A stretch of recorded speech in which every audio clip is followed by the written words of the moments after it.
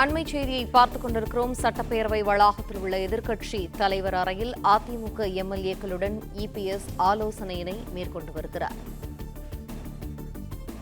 இது தொடர்பான விரிவான தகவல்களை எமது செய்தியாளர் ராஜகுமரன் வழங்க கேட்போம். ராஜகுமரன், தகவல்கள். தமிழ்நாடு சட்டப்பேரவையில் கூடுதல்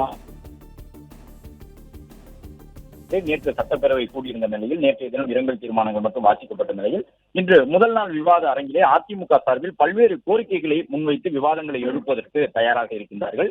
குறிப்பாக கடந்த மாதம் கரூரில் நடைபெற்ற தமிழக வெற்றிக் கழகத்தினுடைய தேர்தல் பரப்புரை கூட்டத்தில் 41 பேர் கூட்ட நெரிசலில் உயிரிழந்த சம்பவம் தொடர்பாக அதிமுகவினர் தங்களுடைய கடுமையான வாதங்களை இன்று சட்டப்பேரவையில் முன்வைக்க திட்டமிட்டிருப்பதாக தெரிய வந்திருக்கின்றது.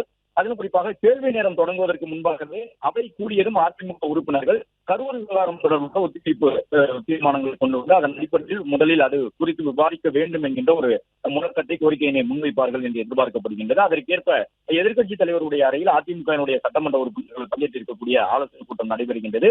வரும் வெள்ளிக்கிழமை வரை இந்த சட்டப்பேரவை கூட்டத்தொடர் நடைபெறக்கூடிய சூழ்நிலையில் அதிமுக சார்பில் கரூர் விவகாரம் உள்ளிட்டவற்றை எவ்வாறு கையாள வேண்டும், மேலும் இருமல் மருந்து விவகாரத்திலே குழந்தைகள் பிற மாநிலங்களில் உயிரிழந்திருக்கின்றார்கள், தமிழகத்தில் உற்பத்தி செய்யப்பட்ட இருமல் மருந்து.